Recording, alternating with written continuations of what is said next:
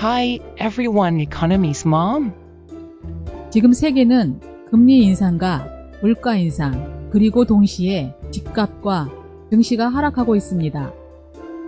코스피 지수도 2300까지 깨졌었고, 이에 대해서 생각이 많으신 분들도 계실 텐데요.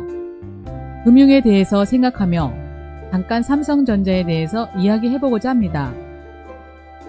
여러분은 파운드리에 대해서 알고 계시나요? 파운드리란 설계와 개발을 하지 않고 반도체 주문에 따라 생산만 해주는 업체를 뜻하는데요. 이번에 삼성전자가 세계 최초로 3나노 반도체 개발에 성공하면서 양산에 들어간다고 합니다. 1나노란 10억분의 1mm인데 간단하게 1mm짜리 떡을 10억 등분한다고 보면 될 것 같습니다. 이번에 삼성전자가 3나노 양산을 위해 미국에 11개의 새로운 반도체 공장을 세우기 위한 투자 로드맵을 미국 정부에 제출했는데요. 그 내용은 미국 텍사스주의 테일러와 오스틴에 약 170억 달러 규모의 파운드리 공장을 각각 9개와 2개를 짓겠다고 한 것입니다. 가동까지의 기간은 이른 것은 2034년, 최대 2042년 안으로 모든 공장을 가동시키는 것이 목표라고 했는데요. 소식을 접한 미국 텍사스주에서는 이런 반응을 보였습니다. 이 분야에 대한 삼성의 헌신과 투자는 최고이다. 바로 여기 우리 지역에서 미국에 대한 가장 큰 외국인 투자에 대해 이야기하고 있습니다.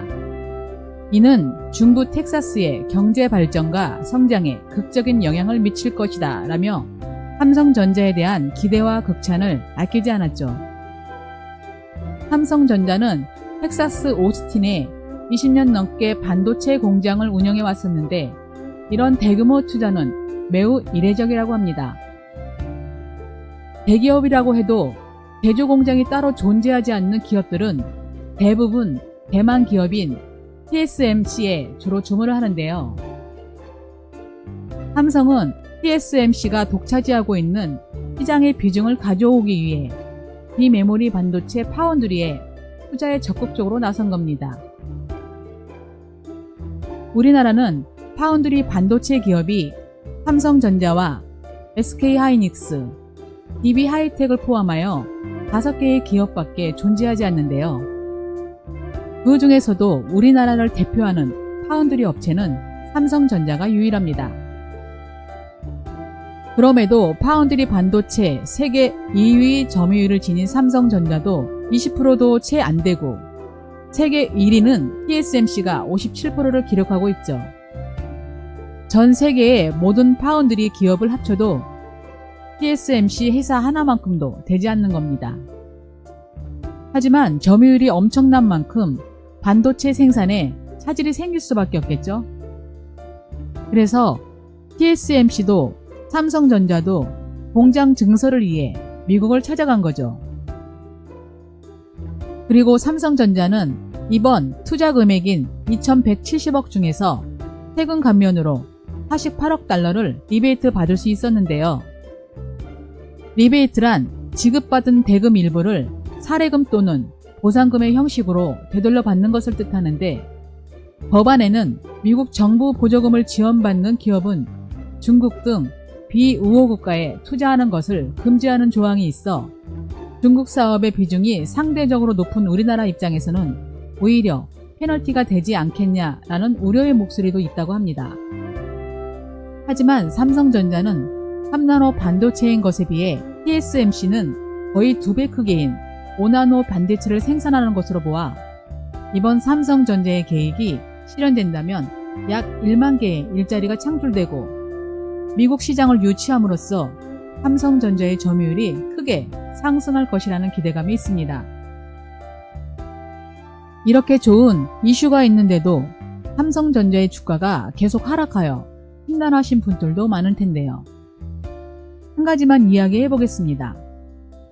과거 삼성전자가 200만 원이 넘어갔을 땐 개인 투자자들에게는 가격이 높아 쉽게 거래할 수 없는 주식이었지만 액면 분할을 하고 난 후에는 싸다고 생각하여 개인 투자자들이 많이 구매했었죠. 액면 분할이란 주식의 가격을 떨어뜨리고 떨어뜨린 만큼 주식 상장수를 늘리는 것을 뜻하는데 삼성전자의 액면 분할이 50분의 1이니 지금 50주를 구매해야 액면 분할전이 약 250만원 정도였고 지금 6만원이라고 가정하면 300만원으로 오히려 액면 분할전보다 주가가 오른 셈인 거죠. 손실을 보고 계신 분들의 고통은 이루 말할 수 없지만 두 번 다시 이런 아픔을 겪지 않기 위해서는 많은 지식을 필요로 합니다. 남의 말을 의존하여 매매를 하는 것이 아니라 자신이 직접 판단하여 매매할 수 있도록 말이죠. 일을 하기 위해서는 기술이 필요하고 건강하기 위해서는 몸을 관리하는 방법을 알아야 하는 것처럼 돈을 잃지 않고 벌기 위해서는 금융 지식이 필요하죠. 작은 모래 알갱이도 쌓이면 자신보다 높은 언덕이 되는 것처럼 자그마한 정보라도 나의 것으로 쌓아 만들어갈 수 있도록 노력해야 하며 지금 우리의 만남을 분기점 삼아 많은 지식을 쌓고 몸도 마음도 건강하고 행복하며 성공을 목표로 하는 가족이 되어주시길 바랍니다.